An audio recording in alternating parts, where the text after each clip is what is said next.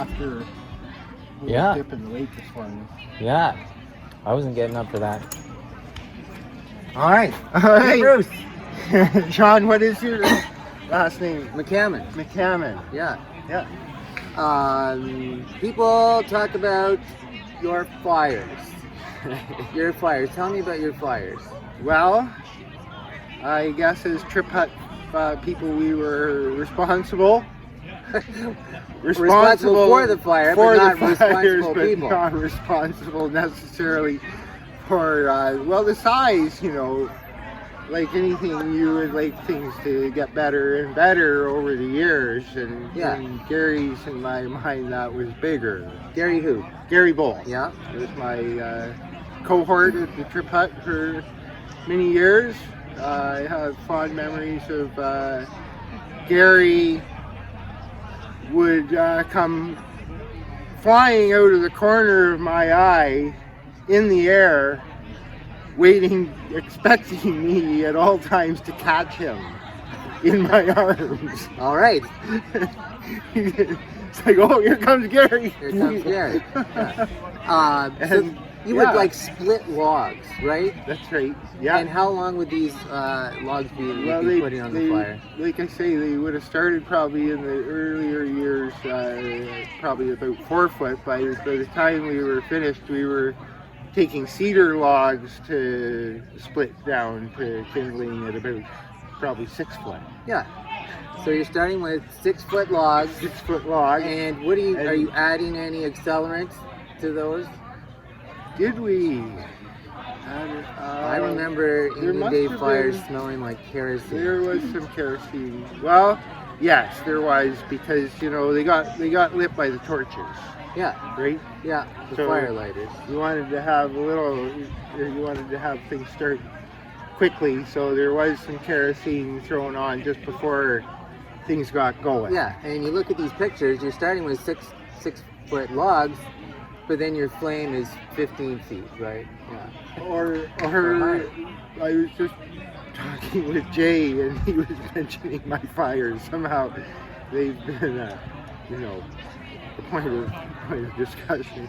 But they were excessive. But yeah, Don, I think we singed the trees one time, and Don was like, okay, Scale it back. tone it down. But yeah, our and part of our plan was, that we wanted not to interrupt the Indian Day proceedings, and by going to stoke the fire. Yeah. So we would start out with a log cabin, small, in the middle, and then we would build the 6 foot teepee around that, and then another log cabin with half split logs up about 5 feet. Yeah. On that, and then we would take split firewood and stuff it in between all Yeah. the cracks of the log cabin so that it would fall in as it burned down. And you're splitting these logs by taking an axe and right down the middle. Yeah, And just go walking down the log. yeah, pretty much. And what years did you work here? I started here in '76. Yeah. I was working in the kitchen. Because my brother Mike had been a camper here and then started working here. Mm-hmm. So I had met, like Trevor Smith and Dave Bolt and Ian Foltz and the whole crew. And in the off time, I don't know, we must have come and visited Mike at the camp, but I would see those friends through the year. Yeah. And so I would say, oh, these are fun people, and Yeah. I got in, I got on in the kitchen Yeah. for my first year, and then I got invited back to be a CIT the next year, so I went to Bark Lake and did the leadership training camp there. Yeah, and a lot of the staff here used to go to Bark Lake first, right? Yeah, Yeah. and it was invaluable. Yeah. Leadership Training Center, run by the provincial government. Run by the. Right. I Who don't would think start it- that up I don't these think days? it's run. No. It's not running any longer. Well, I think it Or- runs, but it's not provincially owned and not. Oh, okay. But yeah, it was such a good program because it was all about people skills. how to interact with people, how, you know, communication skills, and Yeah. you know, Because how sometimes people say to their kids who are working here, when are you going to get a real job? And this is a real job. it is, Right? It's Yeah. and I worked here for 7 years. Yeah. I counseled, and then my last 2 was doing the same. Yeah. Yeah. Fun. Yeah. Fun times. It was Any trip memories you'd like to share? We did do one trip. I remember it was with an older Falahai group, the oldest group, and we think we had 5 campers. It was Jay Fogarty. Not Fogarty. That's oh wait, yeah, It is Jay Fogarty. Yeah. I'm mixed up because I'm thinking of the musician. Yeah, John Fogarty. John Fogarty. Yeah, he wasn't here. He wasn't here. But yeah, it was Jay Fogarty, and I think, I can't really remember, I think maybe Pete Gracie might have been in that cabin group, and they'd been a group of campers that had sort of known each other, and they wanted to do a fairly push trip. Yeah. So we went from Canoe Lake up and over the top and back down into Opiongo. Yeah. And Yeah. got picked up there. But that was a memorable trip. There were 5 campers and there were 4 staff members. Yeah. Do you have a nurse? Myself and Jan Bozier was Yeah. our nurse, who was an awesome tripper. Yeah. She was just all-around awesome person. So yeah, it was well staffed. Now, a lot of school boards are canning the idea of taking kids on canoe trips. Oh, Can you just speak to the benefits of having young people out there? Yeah, well, just being out in nature and just seeing everything that you see along the way and enjoying it, and maybe not enjoying it. Yeah. You know, Yeah. you can maybe get rained on. That's a right. heck of a My son went on a lot, canoe and- trip. They tipped in the rapids. Everything got wet. Yeah. And it's like the thing that he talks about That's all the time. oh yeah, right? It's an experience. It's the troubling times that stick in your memory, and those are the things that teach you too. That adversity isn't such a bad thing, because Mhm. you always come out of it. You know, generally you come out of it Yeah. with better knowledge and better experience and better confidence and all that, and it also, yeah, just the whole part of canoe tripping, your portaging, which Yeah. isn't easy, it teaches you to stick with things, and Yeah. and get to the end, and you then you can go for a swim and you paddle out. Yeah. But that one trip we did, coming into Opiongo, it was quite a large portage into the lake, and it was our last day, or our second last day. We were going to camp at the top end of Opiongo and then do the length of the lake down to get picked up. at the That's a end. tough haul. It's a long. It was a If the long- wind's going the wrong Oh, way, yeah. you're Yeah. in trouble. Yeah.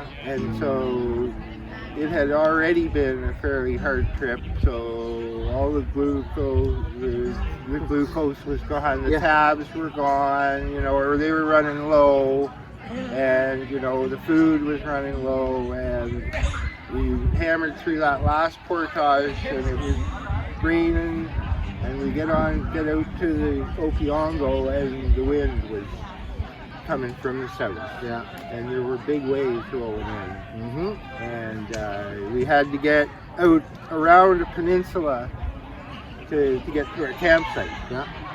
The portage ended here. We had to paddle into the wind and into the waves, out around the peninsula, and as a staff, But that as sticks with you. a Like the staff memories, in it's- those kind of conditions, and you got 5 campers whose life is in your hands. And in those days, like, their parents didn't even know they were on a canoe trip. No.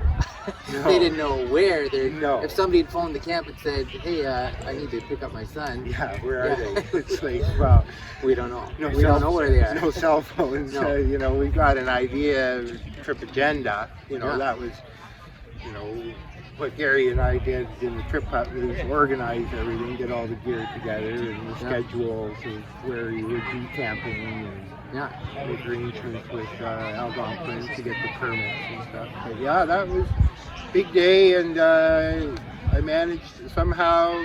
Wow, we came out around the peninsula and we were paddling like crazy, just trying to get up there, and it looked like, you know, you're only inching up as you're watching the land go by. There's nothing you can do except just keep going. And everyone made it around, and then we were surfing into the beach of our campsite, and I managed to get a fire going with all the wet wood, but we pretty much just set up tents, and everyone just crawled into bed, and we opened up the food packs, and we say, okay, what do we got?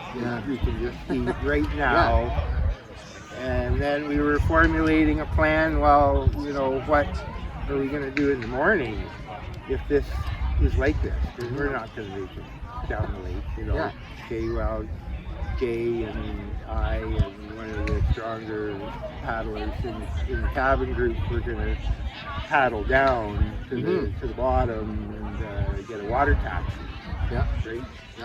But we woke up in the morning and it was a beautiful, sunny, calm day, and we paddled out to a big rock point.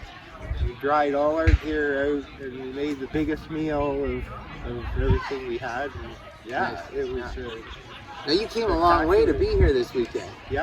From? Where'd you come from? From Penticton, BC. Penticton, BC.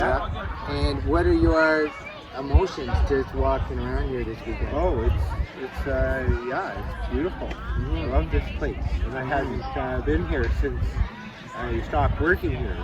So you've never been back? 38 years. Even though I actually just went and put this hat on. That says you're on the 25th. It says 25th. So you weren't here for the 25th. But it came from my brother, Mike, who sent it out for me. And it's obviously seen lots of wear. I need to go to the craft shop or to the trip hut and get a new piece of leather for it. And before we let you go here, talk about Mike, because Mike gets mentioned a lot here as, like, I say, you know, who are your heroes here, and then people say Mike Bruce. Talk about that. Well, he's just he loves people, you know. He loves kids. He loves just sharing his experience with kids, and he's in the moment. Like, there's no self-consciousness. No. And I think that's people just gravitate to that. There's no judgment. You know, there's no, and you know, we get that from our parents. You know, our mom, who is partly, well, it's not why I did this trip, but she just passed away recently. So her memorial is next weekend. But, so there's been lots of retrospect about her life and, you know, growing up with her.